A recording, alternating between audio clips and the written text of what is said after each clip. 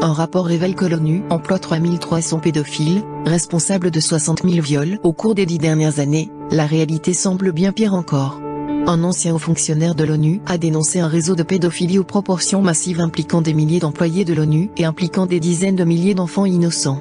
Un dossier effrayant publié par un ancien haut fonctionnaire des Nations Unies révèle que les employés des Nations Unies ont commis plus de 60 000 viols au cours de la dernière décennie. De plus, le dossier estime que l'organisation emploie actuellement au moins 3300 pédophiles.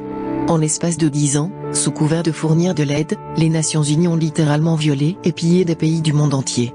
Le problème est devenu si incontrôlable qu'il a incité l'ancien dirigeant de l'ONU, Andrew McLeod, à dénoncer et à remettre les preuves à la secrétaire britannique du département pour le développement international, TFID, Priti Patel.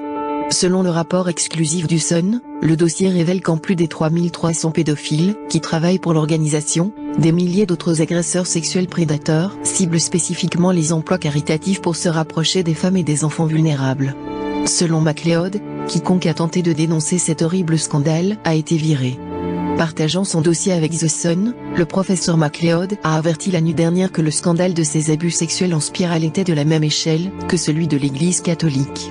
Alors que le rapport révèle qu'il y a 3300 employés actuels qui sont des pédophiles actifs sur la liste de paix de l'ONU, McLeod estime que le nombre réel est beaucoup plus élevé. Il y a des dizaines de milliers de travailleurs humanitaires dans le monde qui ont des tendances pédophiles, mais si vous portez un t-shirt de l'UNICEF, personne ne vous demandera ce que vous faites.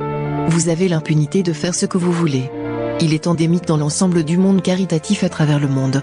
Le système est dysfonctionnel et aurait dû s'arrêter il y a quelques années. Selon le rapport au Sun, le professeur McLeod a travaillé comme chef de l'aide pour l'ONU dans le monde entier, y compris dans des emplois de haut niveau dans les Balkans, au Rwanda et au Pakistan, où il était chef des opérations du Centre de coordination des urgences de l'ONU.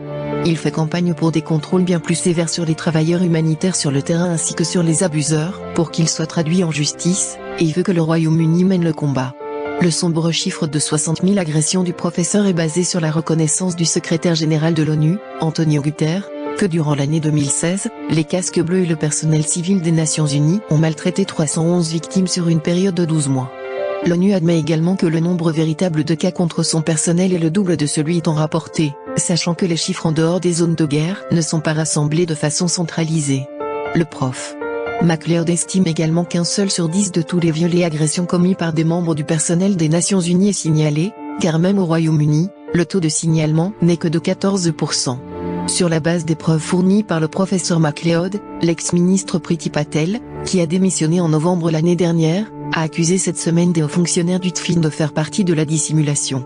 Les viols commis sur des enfants sont financés par inadvertance en partie par des contribuables britanniques, a expliqué McLeod. Je sais qu'il y a eu beaucoup de discussions aux échelons supérieurs des Nations Unies pour dire que quelque chose doit être fait, mais rien d'efficace ne s'est produit, et si vous regardez le dossier des lanceurs d'alerte, ils ont été virés. Nous considérons que c'est un scandale à l'échelle de celui de l'Église catholique, sinon pire. Comme le Free Tooth Project le signale depuis des années, aucun de ces prédateurs n'est tenu responsable, et comme le montre ce rapport, et paradoxalement seuls ceux qui exposent ce scandale sont renvoyés. Dans le monde entier, un énorme réseau de pédophiles a été découvert en Haïti, impliquant des gardiens de la paix internationaux des Nations Unies ainsi que d'autres hauts fonctionnaires du monde entier, et personne n'a été emprisonné. Pendant des années, des casques bleus de l'ONU, leurs commandants de haut niveau et d'autres membres du personnel du monde entier sont venus en Haïti pour avoir des rapports sexuels avec des garçons et des filles dès l'âge de 12 ans.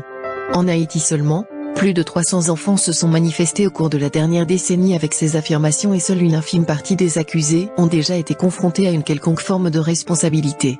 Quand on pense que c'est l'organisation sur laquelle les gouvernements du monde comptent pour maintenir la paix, il n'est pas étonnant que nous soyons dans un état de guerre perpétuelle.